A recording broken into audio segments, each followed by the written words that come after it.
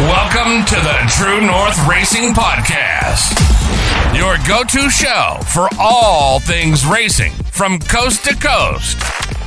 We're here to chat with your favorite racers and bring you the latest from the world of short track racing. Hosted by John Morrison and Brandon Feeney. Get ready for fast cars, big personalities, and all the racing action you can handle. Ready? Green, green, green.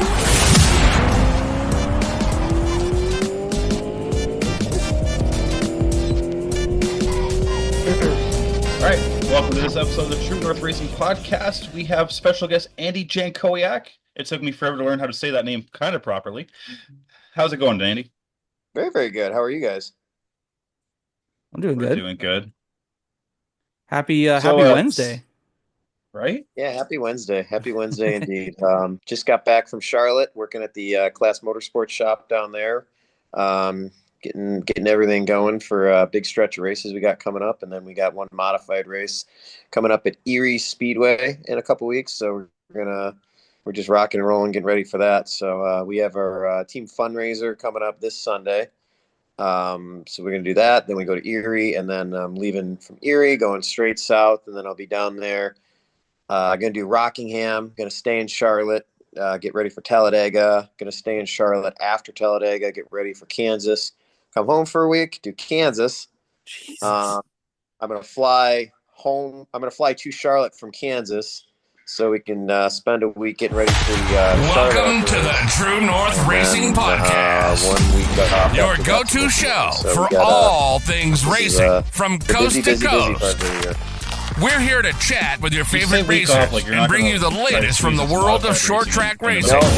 Hosted by I'm not John doing Morrison it this and year. Brandon Feeney. The Racing Champions Get ready for 250 is fast the only modified cars, race big scheduled. personalities, and all the I was racing actually action offered you a can couple handle. different deals. I was Ready? offered Green, green, green. go around the Spring Sizzler, and I really thought about it. I originally told him I thought I could do it, but I kind of looked at how it was going to go with flying and all that, and it was going to be just miserable, especially if there was any rain delays. We weren't going to make it, so I politely declined, and hope to have another opportunity with that team. But Ed Baggett's 55 car up there with the runs tri-track and all that, so hated to turn that down, but it was just I was basically going to get there by Sunday with no practice and about 2 hours of sleep, and I just didn't think I'd be giving him a full effort, and just a little bit too much. So I've been pretty good about it. I want to be all in on this ARCA thing. I really want to win an ARCA race for Class Motorsports, and that's the focus. That's the goal. And kind of the way the schedule is going to fall, we're going to get a pretty big break in the summer for me to go play modified, where I'm not going to be, taken away from that too much. So there'll be time. That's awesome. So this year you finally got that indoor championship too. What'd that mean to you? Well, it was actually our second indoor championship, but the first one was the COVID shortened year. The last race was supposed to be at Syracuse. I was leading by 2 points and over Matt Janisch, and he's a experienced Kiki midget driver and a great competitor, and we were both going for our first indoor championship, and we didn't get a chance to race it out. And I got the championship because the race was canceled, and certainly count it, but always kind of felt a little like we didn't get a chance to earn it, enjoy it, and I think part of winning a championship is overcoming everything that goes on in that last day, and thinking about the points. Alan Kowicki's a big hero of mine, and probably the coolest part of that story was how he knew in the car how many laps he had to stay out for to lead, to get the bonus points. So I think that that's an extreme example, obviously, but there's a lot of drama that goes into that last championship night, knowing where you got to finish and protecting your car and kind of doing all the different things it takes to win a championship. So this year at Atlantic City was pretty crazy the way it worked out. We had our strongest race of the year going, and thought for sure we were going to win that thing, and we ended up getting that flat there with like 10 to go, and we had to go crazy through the field there. I knew I had to finish fifth, and kind of went tearing through the field there in a hurry there, and we got back to fourth, I believe, and we were able to secure the championship. So would have liked to had a nice boring ride up front and won the race. And actually, the race paid a lot more than the championship in that scenario. But we grateful to have a chance to go win a championship for sure.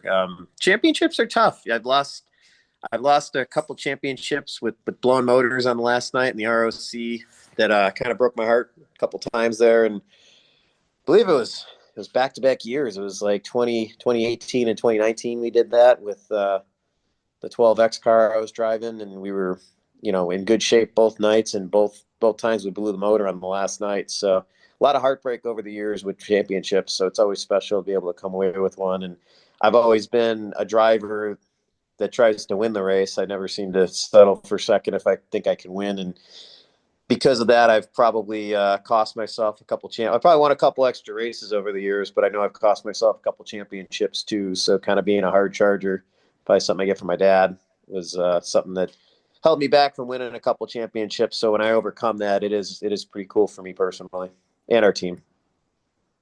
That's awesome. You're mainly focusing on the ARCA deal this year. What's that been like for you? What's it like being, running with the ARCA guys? I know you probably get that a lot, but like I know a little bit about you, but I don't know a lot. So like, this is gonna be nice to be able to get to know you a little bit more. But so, how did you get into the deal, and how's it obviously working, paying out for you guys? Yeah, like how did I get started in ARCA? Is that Yeah, like yeah. Like, how'd you get up to so? there? Oh, I've got an interesting story to tell you there. I'm actually just thinking about this and plugging my phone in just to be a little careful here so I don't lose you guys. But so grew up racing Western New York short tracks.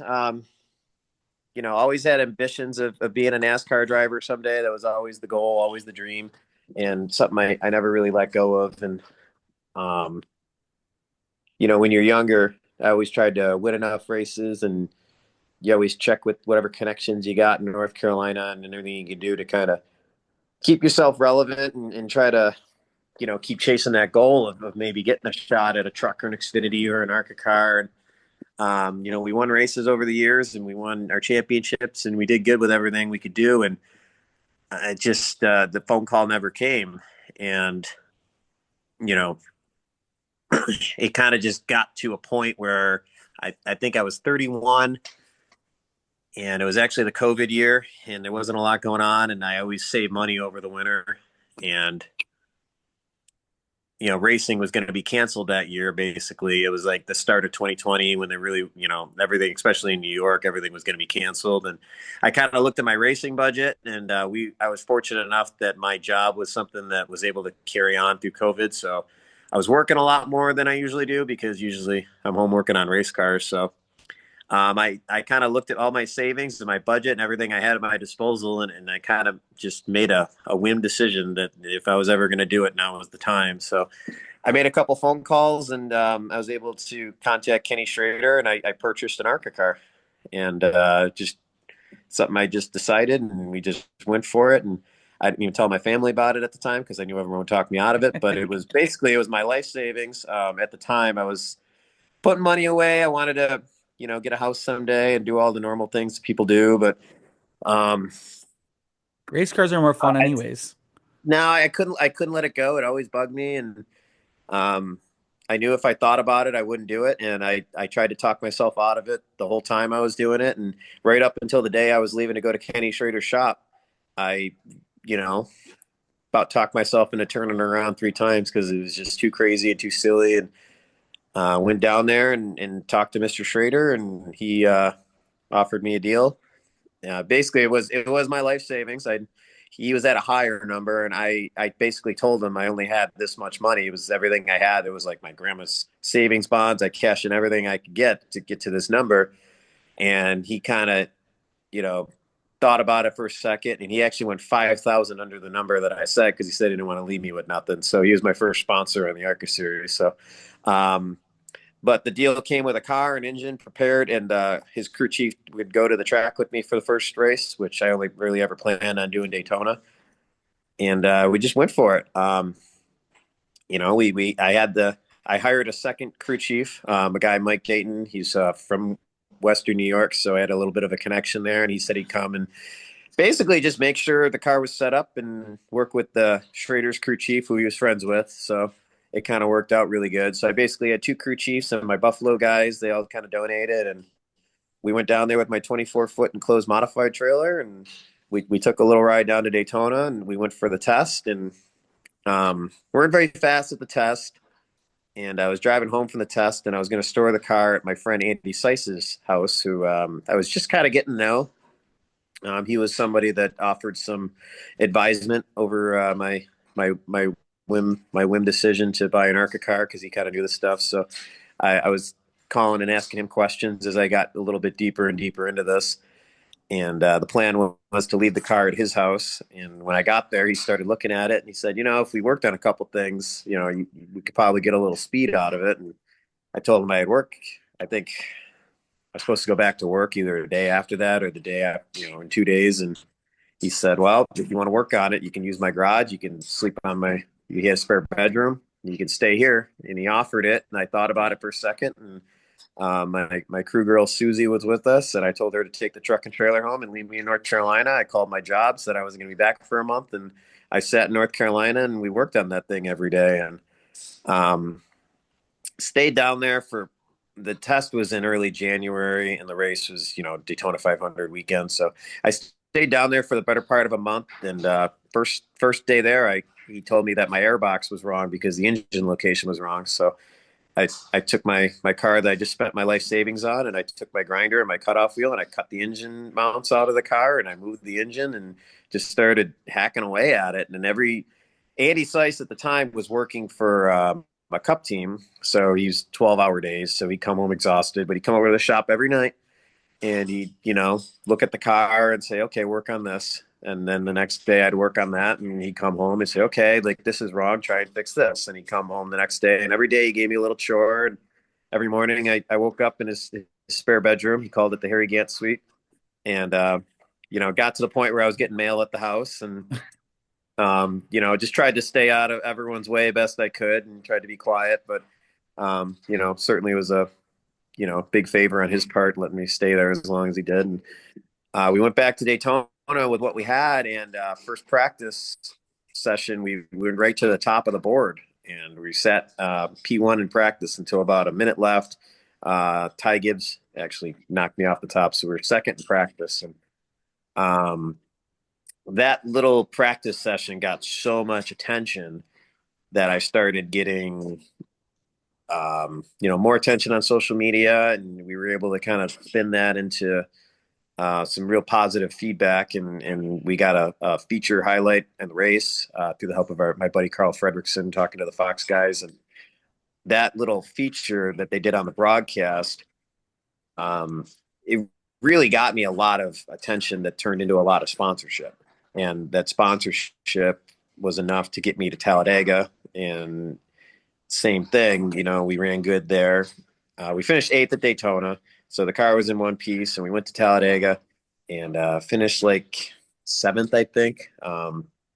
But like I say, we had a good thing rolling, and I had a couple offers for some sponsorships. So we said, what the heck? We went out and bought another car. It was a roller.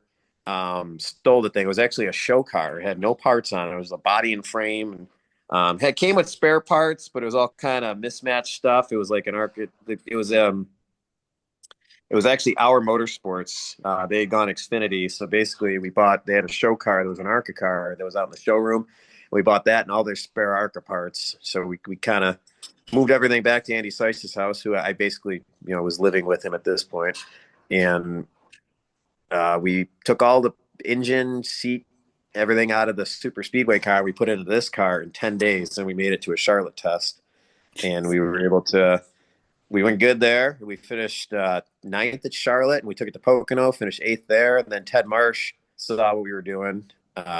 He's a member. He owned a Wheeling 31 car back in the day on the Xfinity side. And he said, this looks cool. I love what you guys are doing. And he gifted me a road course car. Same thing, though. It was a roller.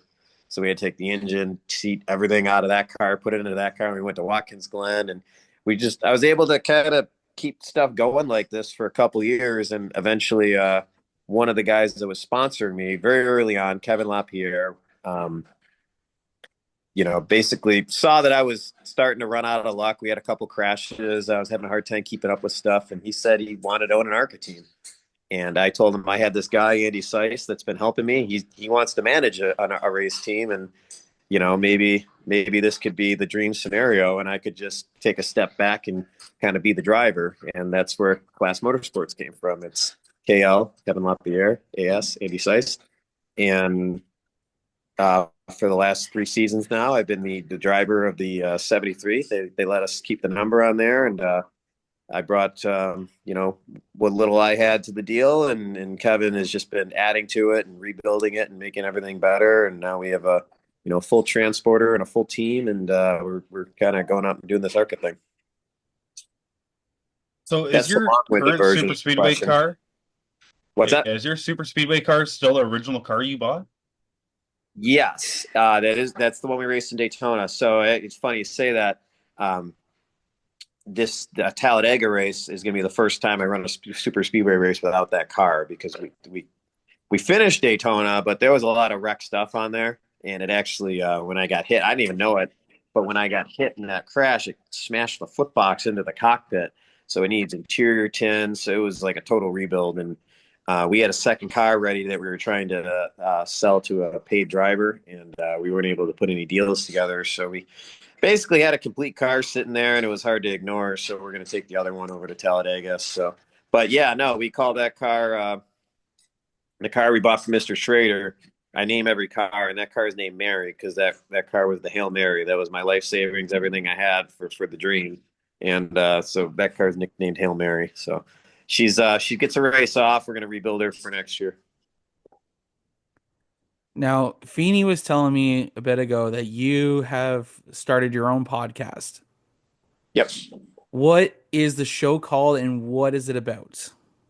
It's called Racing with Class. We're still kind of working on our identity a little bit. It's kind of a mix right now. We kind of go over kind of the happenings and doings that are going on in NASCAR, and we talk about things that are relevant with that, kind of like news and things that are going on. But we spend a lot of time talking about the inner workings of the class race team. The podcast is called Racing with Class, KLAS. So we race reviews and things that are going on in ARCA, and I'm kind of learning how to do it. We've got my co-host Aaron, who's very, very good with podcast stuff, and he's been kind of holding my hand a little bit as we go through it. He kind of throws me the softball questions and kind of leads the way a little bit, but I'm getting a little bit more comfortable with it, and there's directions that we want to go with it. We want to start doing some call-ins, maybe with team members, maybe call-ins with other competitors. But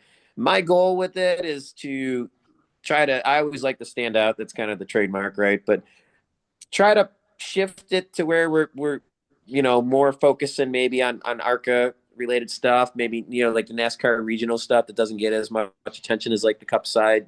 Obviously I don't run on the NASCAR Modified Tour very much, but certainly know a lot about it and could probably comment to things that are going on there. So that's something that I want to start shifting to once I get my footing a little bit, I guess you could say.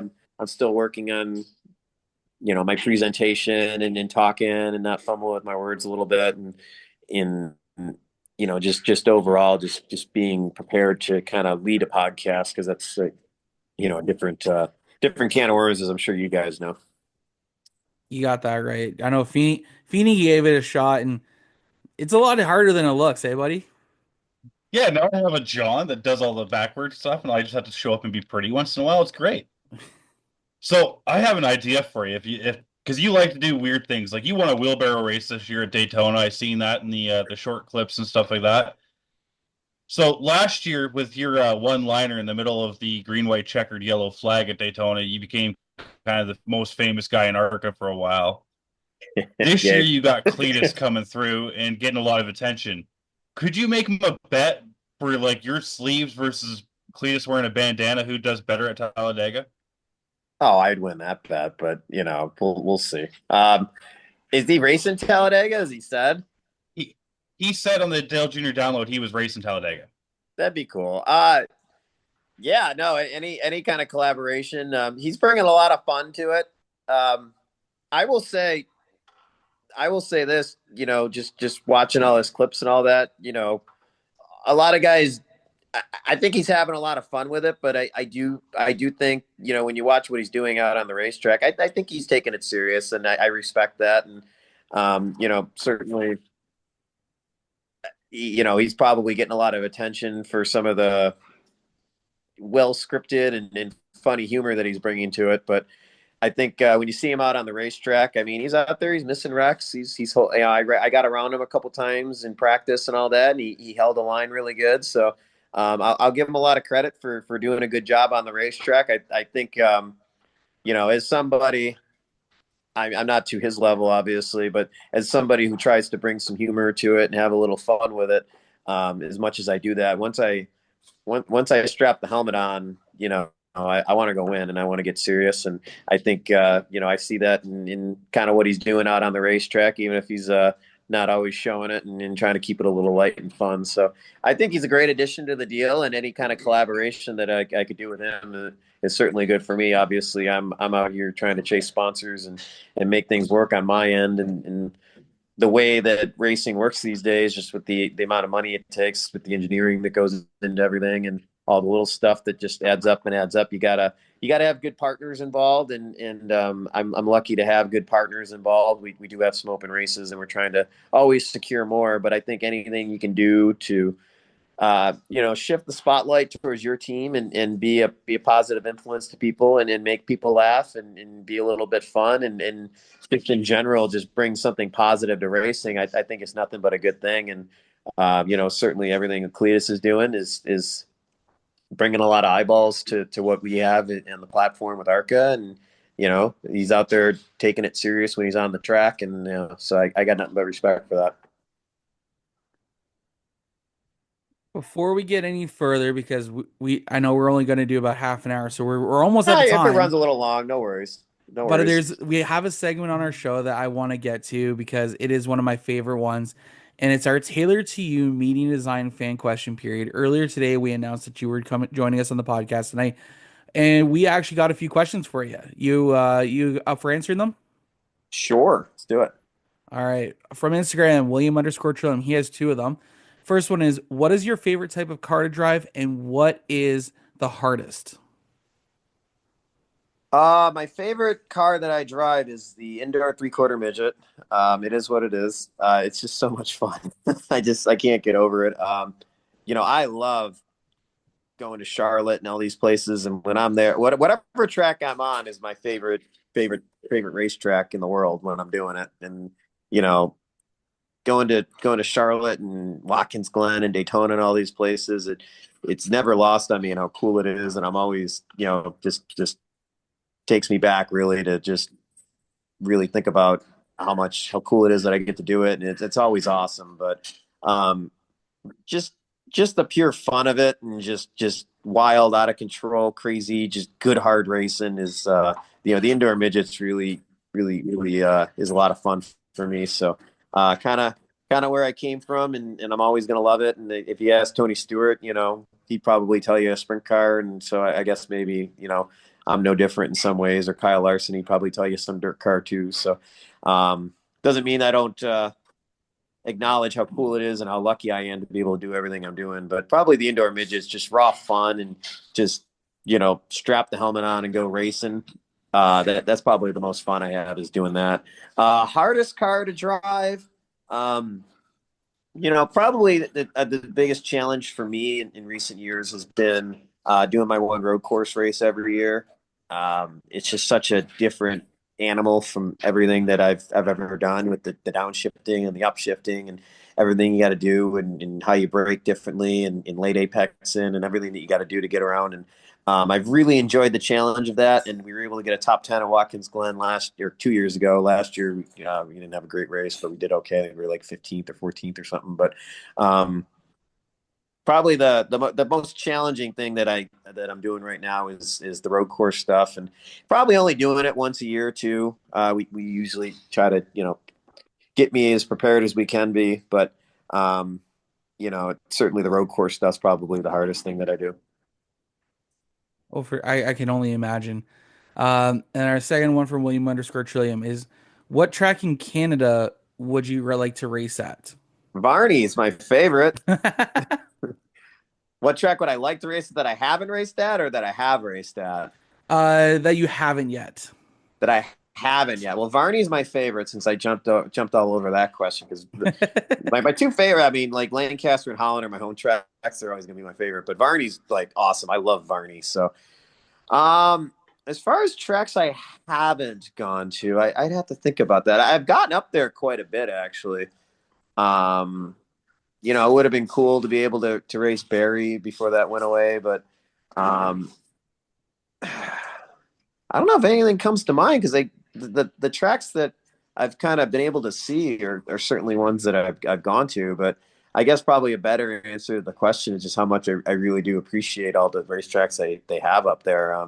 Like Sunset Speedway. I mean, they could host they could host an ARCA race. That's such a beautiful facility, and Peterborough's got so much character. And when they run the colors up there, that was always a weekend that I've always, I think I ran that race 2 or 3 times, and I got after it because that was a big deal, and you kind of knew it was a big deal when you went up there. It would be standing room only on Sunday when we were racing. Oh yeah, I forget now. It's been a couple years. We raced on Sunday, right? Not Monday, because I know that's Canadian Thanksgiving up there. We call it. Yeah. Canadian If it rained, we raced on Monday. Yeah, because I know I was up there on Monday at least once. We call it we call it Columbus Day, and Canadian Thanksgiving. I think you guys just call it Thanksgiving, but I always wanted to win the colors. I always got after that one, but all those tracks up there are so cool. Certainly Flamborough's right over the border. We've had a lot of fun going there. Flamborough's closer to me than it's probably like the third closest track to me, really. But there's a lot of cool tracks up there. Last year. We were going up to Humberstone towards the end of the year. That was my venturing into Canada. We kind of got a little away from going to Canada with all the COVID stuff, and we're kind of haven't really shifted gears to going back there as much as we would like to. But we always have fun when we go up there. They're great racing people up there, and it's always a lot of fun. So anytime we can go up there, it's always cool.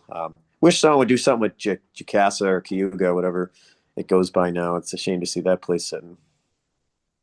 Yeah, I really wish. If you ever want to run colors, you got 2 cars of mine you can pick from. You can just show up and start driving. Yes, right now. Text me the details. You know the car really well. I know, I do.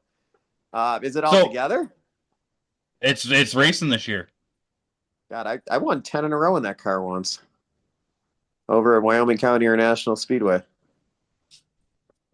Said you know the car really well. It just needs to kind of be redialed back in, but I'm sure you could figure it out pretty quickly.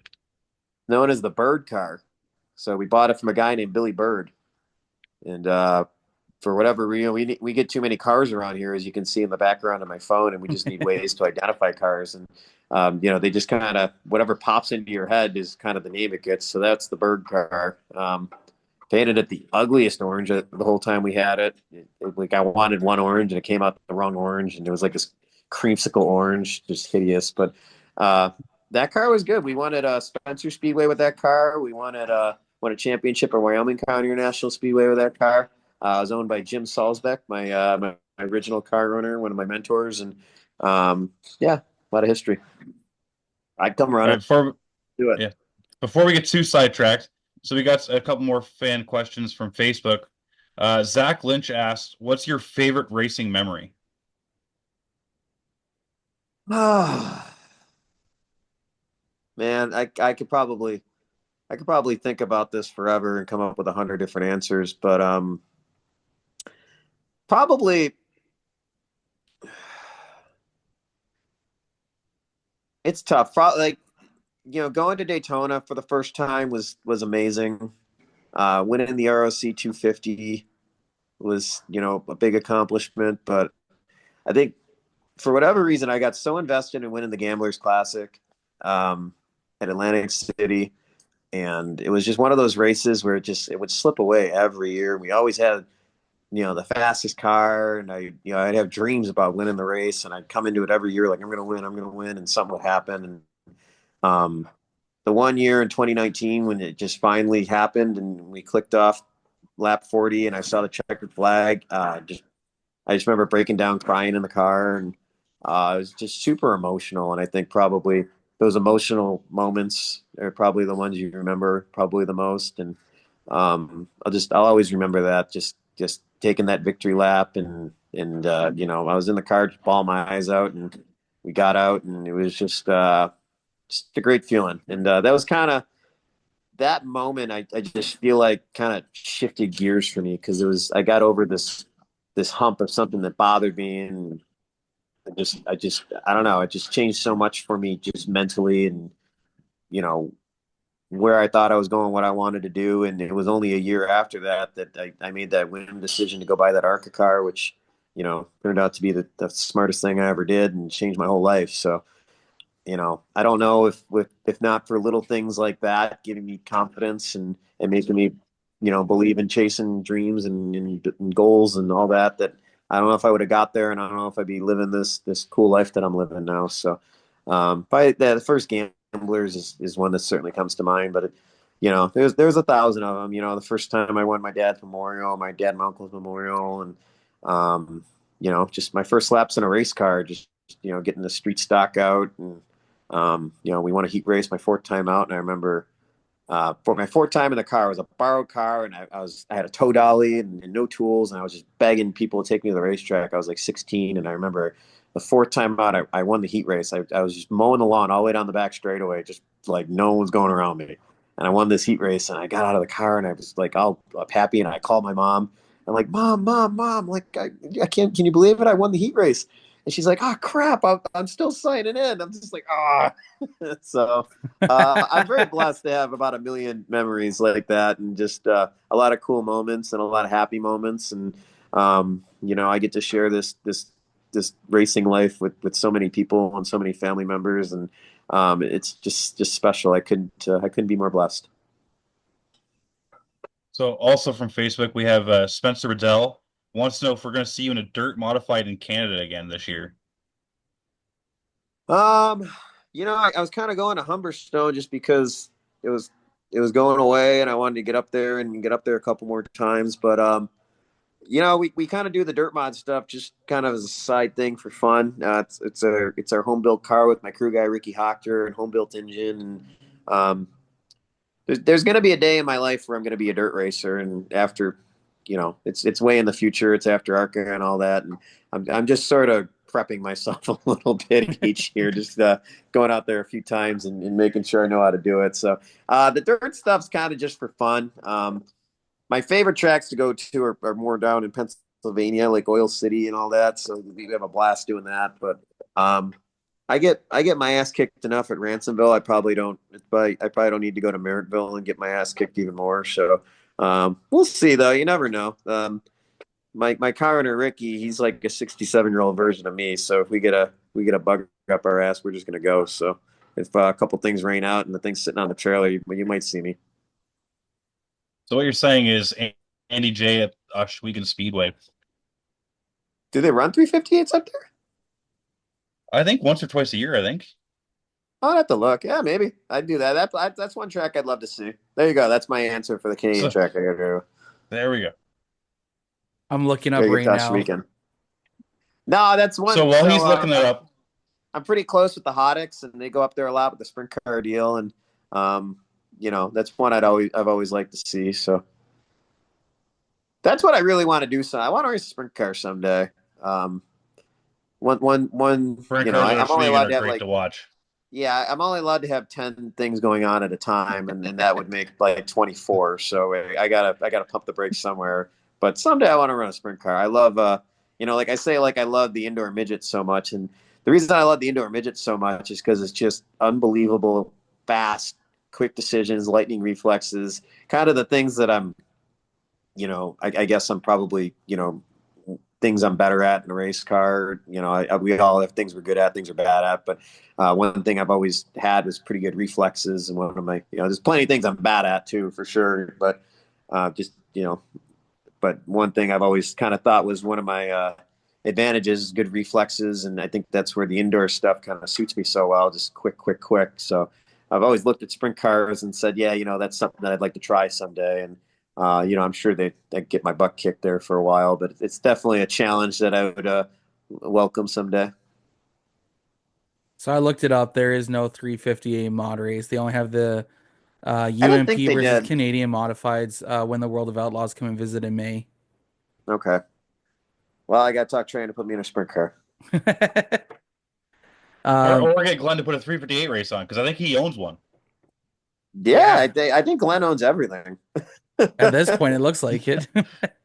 He's Glenn kind of would probably put you in a modified now. sprint car I'm too. hoping he comes down and runs the ROC stuff with us a little bit. That'd be a cool addition. So, um, seems like he's right over the border. Obviously, it seems like those guys get steered towards the wheeling tour, and I never understand why. It's so much travel, and it's just I don't know. It's a lot to go do that. The ROC stuff around Western New York's just so much fun.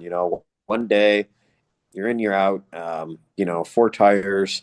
They do a really good job, kind of keeping costs down where they, the best they can, and it's a lot of fun to go do that stuff. So hopefully, I know he's keeping the car in the area in Western New York. So hopefully, if he's listening, we hope to see you on the ROC stuff. That'd be a really cool addition. So before we end the question period, I have one that I want to ask you, and it's a two-parter. And this is as a Cool. racer. I want to know what's the coolest trophy you have, and what's the trophy that you're chasing to get to add to your collection? Like, what's the one you're missing?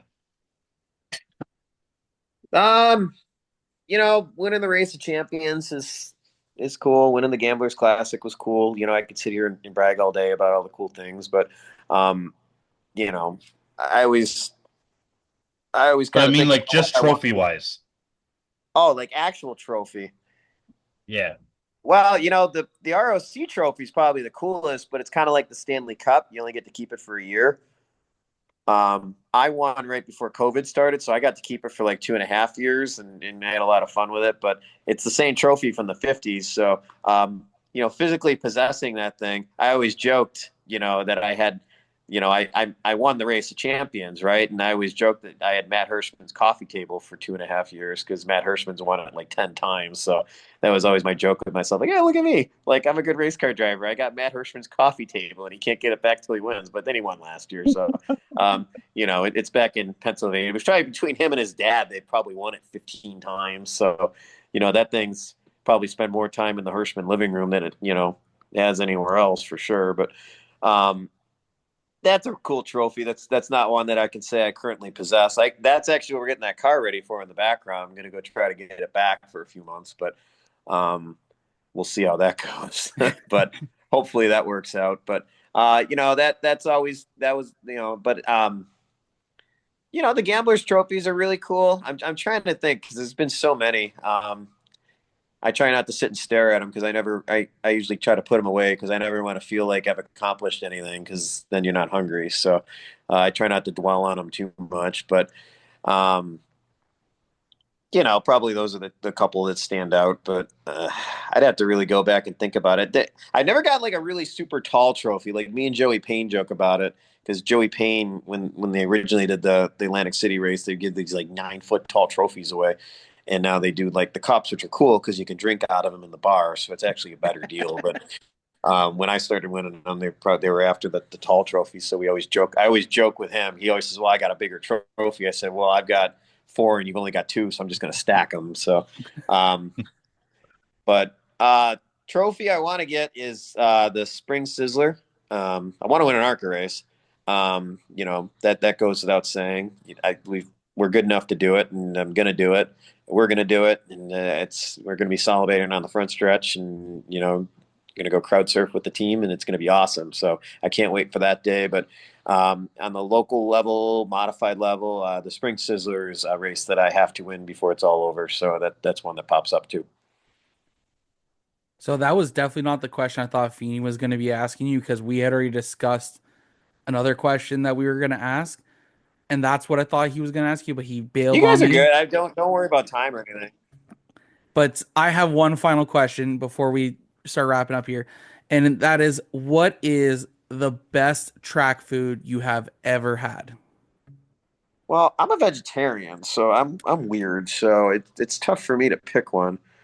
Um, just generally, I just stay away because I'm also kind of a healthy guy. So pretty much, I know Yeah. the track's probably only going to have, um, French I feel like fries, an which are asshole for asking that question now. no, no, no. Well, I wasn't always. It's only been like the last, I don't know, maybe 8 years or so. But um, I don't know, Jake. What's the best track food? Evans Mills. Jake says Evans Mills. Why Evans Mills? He likes it because it's cheap. I have no idea. Or you get a six pack and a bag of ice for $10. We don't have those. Yeah, there's that. When we go to Bowman Gray, I don't know why, but Uncle Jake over there, um, Bowman Gray's in like the heart of downtown. Not a place you probably want to, be walking around at night kind of thing. And there's a gas station over on the corner, and for whatever reason, he loves going over there and buying fried chicken from this gas station. It's all he talks about every time we go to Bowman Gray. So I don't know if that counts or not, but I guess nothing really jumps out at me. I'm a pizza guy. So growing up, Lancaster Speedway, I'd sit in the turn one grandstands and I'd walk over and I'd always get my slices of pizza as the night went on. And I always thought that was about the best pizza in the world because I was at my happiest place in the world. So you want to talk about track food? I'll go with Lancaster Speedway with their pizza stand over there. So they actually used to cut their own fries too. So they had the deal where they pull the handle down and they push them out and they deep fry their own. They had these curly Q fries. They had the best fries in the world too. So we'll go to Lancaster Speedway. We'll get the home track some love. I just realized I was in Rochester back in December, and me and my wife, we were coming back we stayed in Batavia for the weekend, and as we were driving back to her, she's like, "Oh, there's a speedway," and I looked over, I'm like, "I wonder what," and I didn't realize I never looked up which one it was, and of course, it was actually Lancaster. Yeah. As we're heading back Yep. to, I didn't know. Yeah, you can see it right from the 90. Yeah, Yeah, plain as day. that was Yeah, pretty for cool. sure. Kind of depending on which way you go. Yeah, definitely. Um, Before we let you go, because I know you're a busy guy, you got lots of work on the go. We do want to give you the next few minutes to thank anyone and everyone who's helped you along in this journey. Um, Also, make sure to let us know what socials you're on, so that way our listeners can go give a follow and follow along with your journey. So the floor is yours. We'll give Uncle Jake back there some love since he's the only guy in the shop putting up with me while I'm doing a podcast and trying to work. So, he showed up on the day I was going to my first go-kart race, and he's been going to every race since. So we'll give Uncle Jake some love, start to finish. But, I talked about, Kevin and Andy and Mike Dayton when I was telling my long-winded story there with the class thing. And, certainly everything on the ARCA side has been a dream come true, and all of our sponsors that have jumped in along the way. Teddy Marsh with Mueller, I mentioned him, Todd and Jody from Florida Safety Systems. We got Bill Card with Automotive Consultants, and just Bob Hill with Yukon Creek, and we've been blessed with so many people that have come in along the way and just kept making things better and better for me. So, it's been such a journey, and I mentioned guys like Jim Salzbeck, who's my first car owner. My Uncle Bob built my first street stock, and they passed away. And it's been 20 years now from start to finish, and all the things that have gone on that got me one step closer. I feel like as I go and continue on all this, and I've got a long way to go, but I think back on all the people that believed in me the whole way, and I think that's probably what's kept me kept me so motivated and so hungry and so determined, and for my end of it, for whatever I've done to kind of keep everything going and continue on this path that I've been on. It's huge part of that is just the sacrifice of all the people that have been here along the way just to get me one step or get me a little bit further or help out with this or a set of tires or digging in the shop and whatever we got to do to get to the next race and get to the next level. And we were sitting here in Buffalo, New York with an ARCA car in the garage wondering how the heck we got here. And it's just all the people, and it's going to be all the people going forward. And I'm not done climbing the ladder, and it's going to be more people along the way doing it for me. So I'm just the humble guy that's the beneficiary of all the all God's blessings and everything that's been going on. And um, you know I go on and on and on and on and on with all of it, but it it's cool. I'm one of the lucky ones, and like I say, there's a lot of great racers out there that they work their tails off and deserve all the opportunities that they probably didn't get or didn't catch the breaks or whatever, and for whatever reason, everything worked out for me, and I don't know why I'm one of the lucky ones, but there isn't a day goes by that I don't appreciate it, and appreciate everybody that's been here along the way. So it's pretty cool. Well, Andy, thank you again so much for taking the time tonight to chat with us. It's been an absolute pleasure. Good luck the rest of the season. I know I'll be tuning into the Racing with Class podcast. I need another one to listen to. I don't listen to enough, so uh, I'll be tuning in, following along with you. Um, but yeah, I appreciate it. Thank you so much for taking the time to chat with us tonight. Nah, it was awesome. I appreciate you guys. I was in a chatty mood today, hoping to eat up too much of your podcast time here. Oh, you're good. We love when guests talk. They don't want to hear us. So I always say that. They don't want to hear us. They want to hear the guests. Feel free. Well, I'm So glad I didn't let you down. I know you didn't. Uh, You can enjoy the still have rest of more your night. time if you really want. We gotta let him get back to work. He's a busy guy. You know, he hopefully, maybe we'll fire this up another time and we'll Yeah, get you back on. anytime. I'm on airplanes and I'm in cars and I'm driving around and I'm doing all like it's 16 hours every day, some one way or another, and then it's all for the race car. So I'm always going one way or the other, but I'm always checking my text, and anytime you guys need a guest, I'll come on next week if you need me. So I always love chatting, and it's you know obviously we talk about chasing sponsors and the PR machine that goes on in racing, and it's great help for me. It's cool to talk about some of this old stuff, and it's sometimes you get moving so fast with everything that's going on, you don't take time to stop and reflect once in a while. And in this last little bit that we've chatted, I've thought about a lot of cool memories, and remembered a lot of people that are important to me, and it's important to for me, it's a good thing. So I appreciate it. No problem. Anytime. Like if we ever need you again, I'll let Feeney to You got the number. exactly. Enjoy the rest of your night and good luck at your next race. Appreciate you guys. Thank you. We're doing things a little bit backwards, but we're back from our DJD gear guest segment presented by DJD Graphics. Um, Andy J did not disappoint at all. That was it's nice when the guests just talk. Right? And like I was a little disappointed he didn't have the trademark bandana on though. But he was a busy man. He wanted to clean up a little bit, which was nice of him. But he was busy working on the car before jumping on with us. That dude looks like he eats, sleeps, and breathes racing with how many cars he's got, the different disciplines he races in. Um, definitely a character. Um, and an entertaining guy too, and that's what you want. You want that kind of entertainment guy to really be your focal point. Right? And it's just one of those things like I think that's why he does so well with the ARCA is because they know they can call him on the radio and he's going to give you that TV media you need out of a driver. Like He's the it's like entertainment that we radioactive. You have need. yeah, like radioactive. You watch it just to hear what the drivers say. Where he'll Yep. give you that during the race, and he'll give it where they can actually be like producible and it's on air. Well, that's it, right? Like we love. I don't know about you, but I know I love Radioactive because it does give you that like behind the scenes. Like I don't want to pay for the NASCAR app to listen to any spotters because I just want to hear the juicy bits. Yeah. Right? I I'm want to hear cool the with Tony just Stewart one-liners. right. I don't want to hear radio silence and it's like, yep, you got a car on your outside now.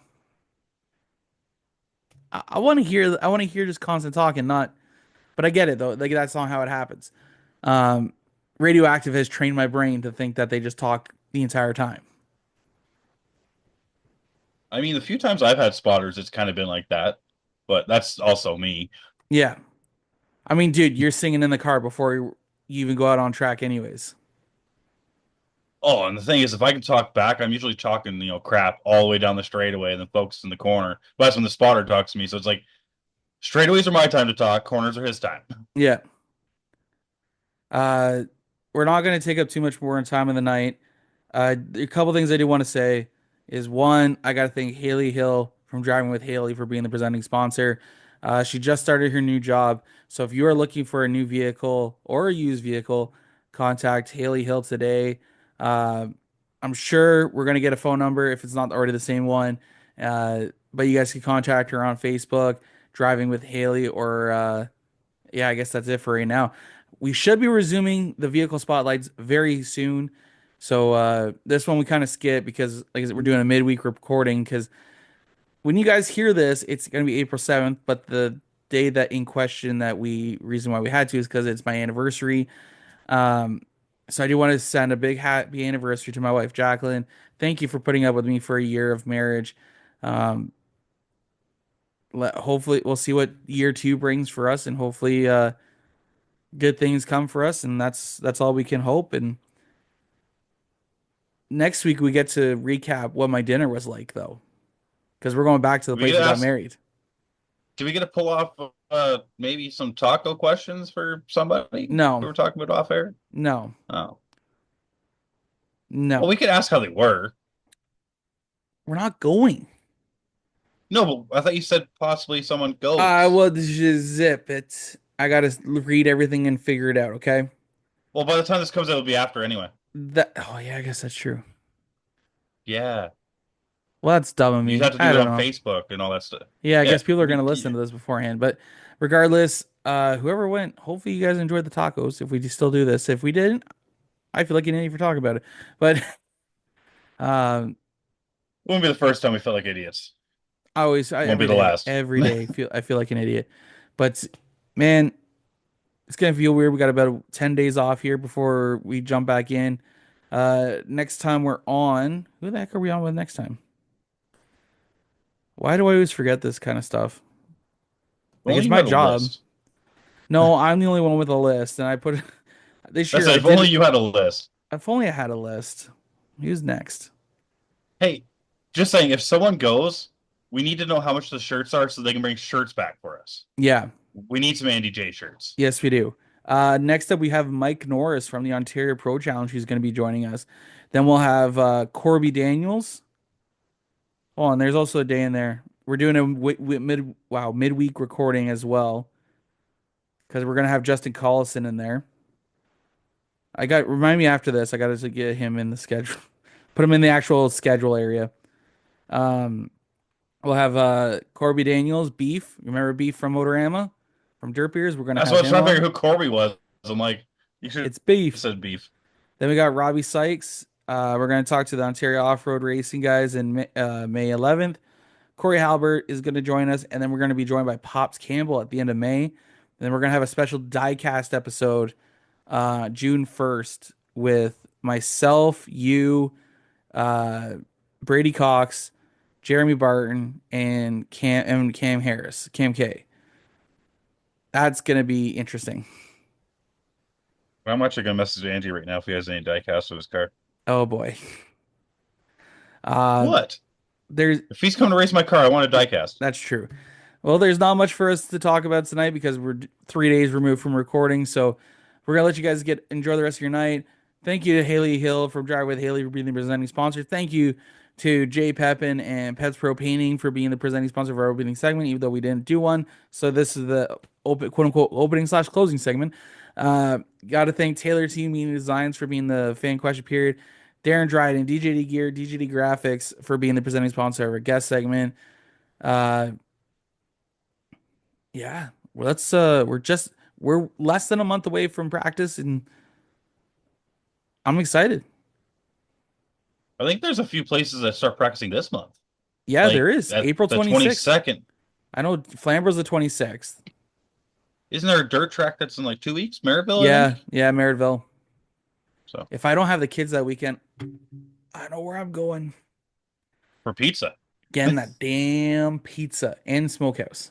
Actually, I gotta watch myself. I still got it. I'm on a journey and I got to continue. I don't want to mess it up. Anyways, we're going to So get out only of one here. or the other. Exactly. Not both. Well, we're going to get out of here. For Brandon Feeney, I'm John Morrison. Thank you guys for listening to the True North Racing Podcast. Make sure you follow Jomo Media Promotions on Facebook, Instagram, TikTok, YouTube, and at www.jomomedia.ca. And I don't know if I had an extra W, but if I did, I'm sorry. Let's get out of here, Feeney. See ya.